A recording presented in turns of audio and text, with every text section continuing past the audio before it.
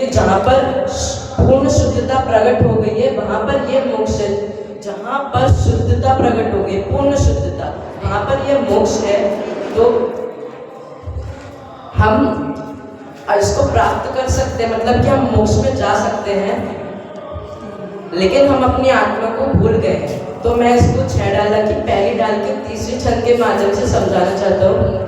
ताहि सुनो भवि मन धियान, जो चाहो अपनो कल्याण, मोह महामद पियो अनादि, भूल आप तो भय मतवारी।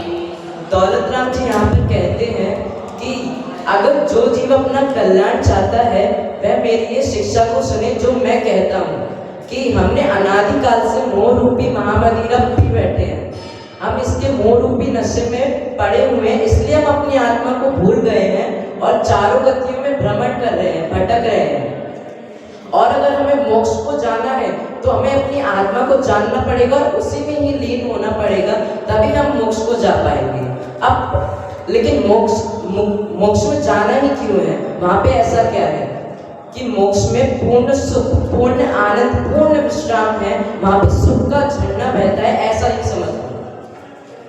तो फिर कहते हैं जहाँ भूख का नाम नहीं है, जहाँ प्यास का काम नहीं है, खांसी और जुकाम नहीं है, आदि व्याधि का नाम नहीं है। कि ये मोक्ष में खांसी भी नहीं है, जुकाम भी नहीं है, ना यहाँ पे भूख लगती है, ना कोई प्यास लगती है, या ना यहाँ पे कोई भोजन आदि है, कुछ भी यहाँ पे नहीं लगता, ना कोई शारीरिक रोग होता है। यहाँ पे ऐसा मोक्ष ऐसा है। फिर कहते हैं सत्य शिव सुंदर मेरा धाम, शुद्धात्म है मेरा नाम, मात्र जाने ना मेरा काम, शुद्धात्म है मेरा नाम। तो अब यहाँ पे का सत्य शिव सुंदर मेरा धाम, सब सत शब्द का अर्थ क्या होता है कि सत अर्थात ध्रुव, ध्रुव अर्थात जिसका अस्तित्व है, जो कभी नाश नहीं हो सकता। जैसे हमारी आत्मा, वह अनादिकाल से है और अनंत काल तक रहेगी, इसका अस्तित्व है, ये कभी नहीं नाश होती। तो यह आत्मा सत है।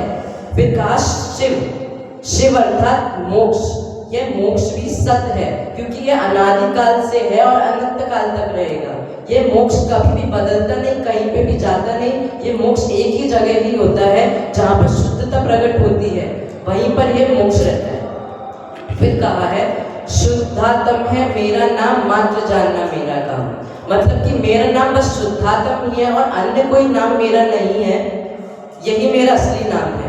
और मेरा बस मात्र जानना ही मेरा काम है कि ये व्यापार आदि होते हैं, जो घर के काम होते हैं, स्कूल जाना होता है, पढ़ाई करना होता है, ये मेरा काम नहीं है, बस मेरा एक ही मात्र काम है, वो है जानना।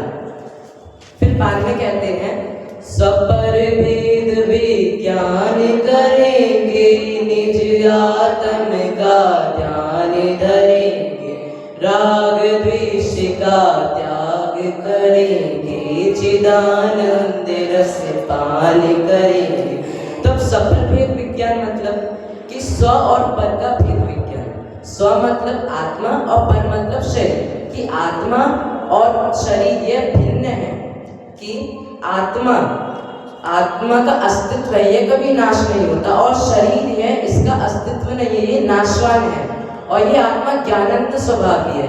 एक श्रुति आती है जो कि इसी की आधारित है, जो कि ये डॉक्टर हुकुमचंद जी भारत द्वारा कृत है, जो कुछ इस प्रकार है।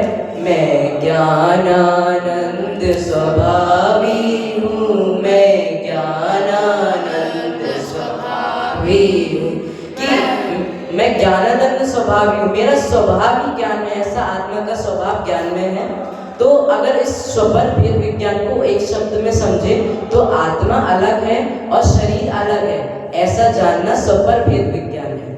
फिर कहा है निज आत्म का ध्यान धरेंगे, मतलब अपनी आत्मा का ध्यान करेंगे तथा सोचेंगे अपनी आत्मा में कि मैं कौन हूँ, भगवान कौन है और मैं भगवान कैसे बन सकता हूँ, यह अपनी आत्मा का ध्यान करेंगे।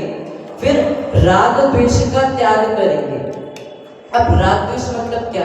राग मतलब जो चीज़ हमें अच्छी लगती है वो हम अपने पास रखना चाहते हैं। जैसे कोई रास्ते में हमें कोई पैसे आदि मिल गए तो हमें उसे पसंद आ गई, या कोई दुकान पे कोई चीज़ दिख गई तो उसे पसंद आ गई, हम उसे अपने पास रखना चाहते हैं, वह राग। और द्वेष मतलब जो चीज़ हमें बुरी लगती है वह हम अपने से दूर रखना चाहते हैं। जैसे कि हमसे किसी का झगड़ा हो गया तो हमें उसके प्रति द्वेष आया कि ये बुरा है, हम इससे दूर ही रहें, कि ये द्वेष। फिर अब राग द्वेष का दूसरा नाम कषाय है। ये कषाय हमारी आत्मा को दुख देती है, लेकिन हमें सुख की चाह है। सबको सुख की चाह है, हाँ जी या ना जी? तो सबका सुख ही एक लक्ष्य है, मतलब कि मोक्ष ही एक मार्ग है। सुख वहाँ पर मोक्ष में ही एक सुख है। तो फिर कहा है चिदानंद रस पान करेंगे, मतलब चिद अर्थात चैतन्य, चिद अर्थात चैतन्य, चैतन्य आनंद का पान करेंगे, मतलब अपनी ही आत्मा का पान करेंगे, अपनी आत्मा का आनंद का पान करेंगे जो अपनी आत्मा में ही है, लेकिन हम अपनी आत्मा को भूल गए हैं। अगर हम अपनी आत्मा को जान लेंगे और उसमें ही लीन हो जाएंगे, उसमें ही रम जाएंगे, उसमें ही जम जाएंगे, तो हम मोक्ष को प्राप्त होंगे। फिर बाद में कहते हैं सब सुखदाता मेरा धाम, शुद्धात्म है मेरा नाम, मात्र जानना मेरा काम। अब इस मोक्ष को सुखदाता बोला है क्योंकि यह सुख को देता है। हम अगर मोक्ष में जाएंगे तो ये सुख को देता है। ये वहाँ पर मोक्ष में सुख ही सुख भरा है और हमें एक सुख ही मात्र चाहिए। तो यह मोक्ष हमारी आत्मा में ही है। अगर हम अपनी आत्मा को जानेंगे और उसमें ही लीन हो जाएंगे तो हमें ये मोक्ष प्राप्त होगा। तो इससे हमें एक ही सार मिलता है कि यह मोक्ष हमारा एकमात्र लक्ष्य है, जहाँ पर सुख ही सुख है, क्योंकि हमें सुख ही प्राप्त करना है, क्योंकि यही हमारा मोक्ष एक मात्र लक्ष्य है। और ये एकमात्र से ही प्राप्त होगा जो कि हम अपनी आत्मा को जान लेंगे और उसमें ही लीन हो जाएंगे, तो हमें मोक्ष को प्राप्त होंगे। तो आप भी इस मोक्ष को प्राप्त करें और सिद्ध शला पर विराजमान हो। इसी मंगल भावना से मैं अपनी वाणी को विराम